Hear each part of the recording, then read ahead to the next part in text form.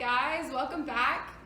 Back to school time already. Back to school, let's do it. I feel like we were just talking about summer safety, and here we are talking about back to school. Yeah. So anyway, thank you for being here with us. Back to school can be an exciting time for some, like Jenna was just saying, or a really terrifying time for others like me. So we're just here to talk about a few basic safety tips to prepare yourself for your student for going back to school, and also to think about as they start school, things to look out for. Yeah, all kinds of different things. Absolutely. And before we get started, I just want to let y'all know that this huge packet of back to school safety tips is available on our website, which is crime-stoppers.org. Please go there because we don't have time to cover all of this, but we're going to cover 4 sections of this, lots and lots of stuff. And so we just kind of wanted to touch on what we thought was, you know, most important for right now, easiest to talk about with you guys today. So what we're going to start with is the fact that safety starts at home. I think that there's so many great resources out there for parents, but really it's about talking to your kids at home, just the little things to just keep them safe. So the first thing that I want to talk about is actually labeling child's clothing, which is something that a lot of people don't necessarily think of or think is an issue, but we've just seen way too many stories in the news and read way too many sad stories about kids either being taken or lured from places because their name is written out on their clothing. Please do not label like your child's any sort of clothing with their full name, or like backpack or jacket anywhere that your name could be visible. When I was young, we had wind shorts that I would wear all the time that had like spelled your name out kind of like on your butt, on the back side. And it was kind of a hot thing when I was growing up, but anyone can walk up to you and say, oh, hey, Jenna, you know, how are you doing? And that could be really confusing for a child. So please don't do that, because anyone could call out their name. And watch out for like embroidery on backpacks and stuff with kids' names. Yeah, absolutely. Secondly, you guys, please make sure that your kids know all the like emergency contact information. I think it's so awesome when we go into like elementary schools and the young kids in K through 2 say, I have my mom and dad's phone number memorized. In case they don't answer, I have grandma and grandpa's. And so whatever it might be, I just think that kids need to know specific contact information in case of an emergency. Next, really quickly, I think it's important that at home you have updated photos of your kids, keeping kind of like a folder of any of their information. We actually offer child ID kits at Crime Stoppers that allows you in a really simple way to keep all that information written. It will ask you all the different stuff about your kids, like age, height, weight, eye color. It has a place for a picture. You can fingerprint your kids. And so we highly recommend you having something at home with that information, just in case of an emergency. We don't ever want you to have to use it. Those are free. So if you are interested in that, please feel free to reach out, and we're happy to send some your way. Absolutely. And then the last 2 things really quickly. I would actually talk to your child's school to see what their policy is on about posting student names and posting student photos on the websites. And if that is something that you're not comfortable with, definitely have a conversation with your kid's school. And then also please organize your child's medical history records. That is also really important, whether your kid is as young as daycare age all the way up to high school. I think having those medical records on hand is super important. Okay, so let's talk about making your way to and from school, okay? That's a big decision on, are they gonna walk, are they gonna ride their bike, are they gonna take the bus, are you picking them up, is someone else picking them up? So talking with them about exactly what they will be doing, and even practicing that before school starts, just so that there's no confusion on the first day of school or on the 500th day of school, okay? Just to make sure that they know exactly what they're doing. Please remember that walking and biking totally alone is not safe, so at least have them go in a group of students. It's best if you can go with them, or an adult can go with them. I mean, rotate, treat it like carpool. Okay, everybody is gonna go with Jenna on the first day and Sydney on the second day, okay? Come up with your plan. Like Jenna said, make sure that they know your information, that they have emergency contacts that are not you or the other parent in the situation. Make sure they have somebody else to call in case they can't get a hold of you or the other parent, okay? The other thing is be sure that your student knows who they're allowed to go home with, okay?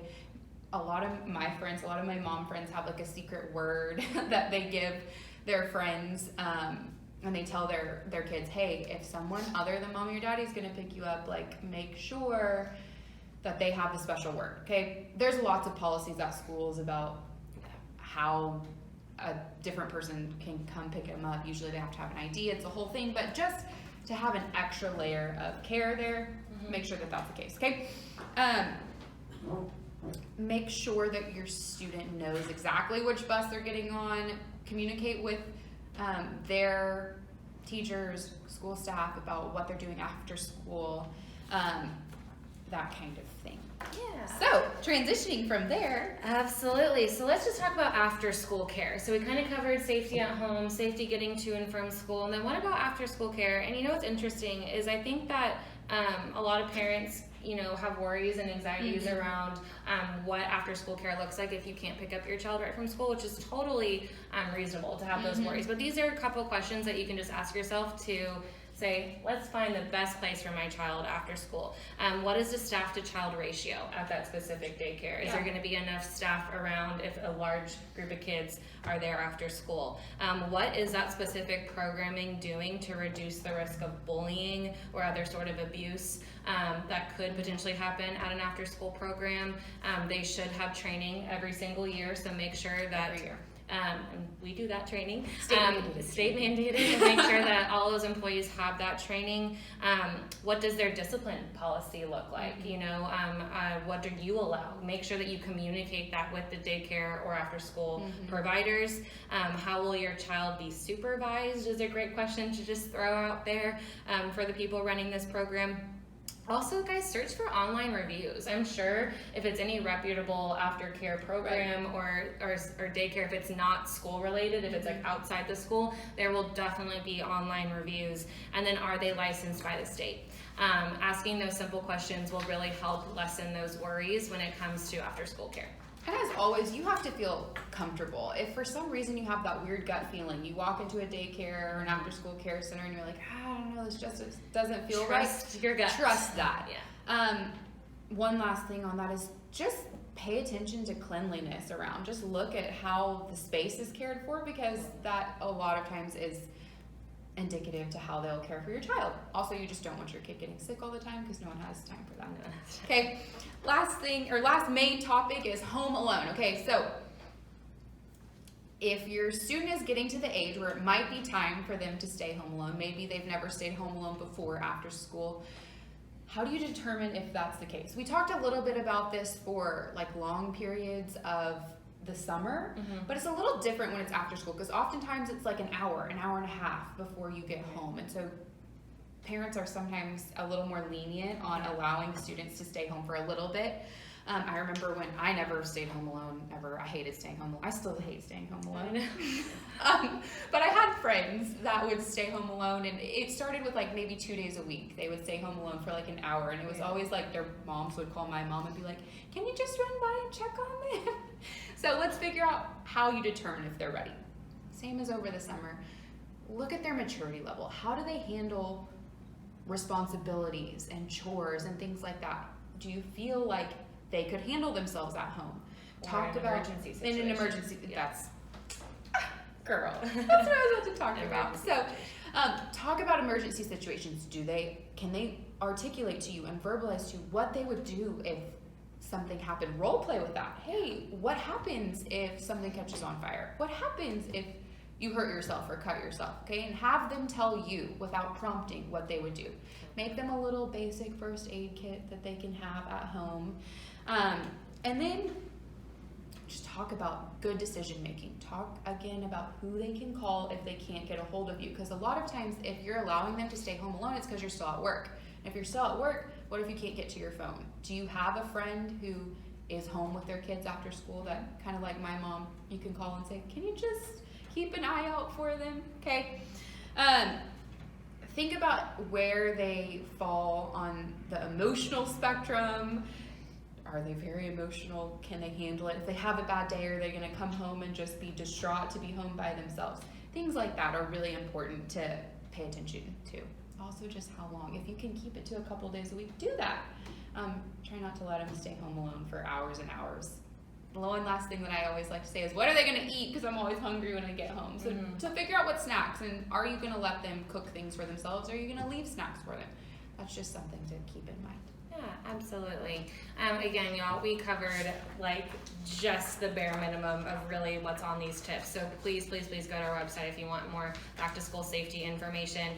Back to school can be so fun for so many kids. It can also be kind of anxious Scary and stressful and anxiety ridden, that's whether how it's I for was. an anxiety for the parents or anxiety for the kids. I know that a lot of kids don't always have the best time kind of integrating back into a schedule, or is it a new school or friends. So just pay extra close attention to your kiddos right now and make sure that they feel supported through this transition process. The last thing that I kind of want to mention before we close out, you guys, Crime Stoppers, what we are known for is our tip line. We have a tip line, our famous tip line number, 713-222-TIPS, which is 8477. At any point you feel like you need to call our tip line, please reach out. But I also think it's really good to let students and kids know that they have the ability to call our tip line Anonymously. as well. Anonymously. It's an anonymous reporting system where the kids feel protected when they call Crime Stoppers, and we have a law enforcement staff 24/7 that is going to respond to these tips. So again, not only should you know about it, but please relay this message to your kids. Follow us on Instagram, Twitter, Facebook. Check out our website for any details on events, upcoming things that Crime Stoppers is doing. We hope y'all have a great week, and we'll see you next time. Bye. Happy back to school.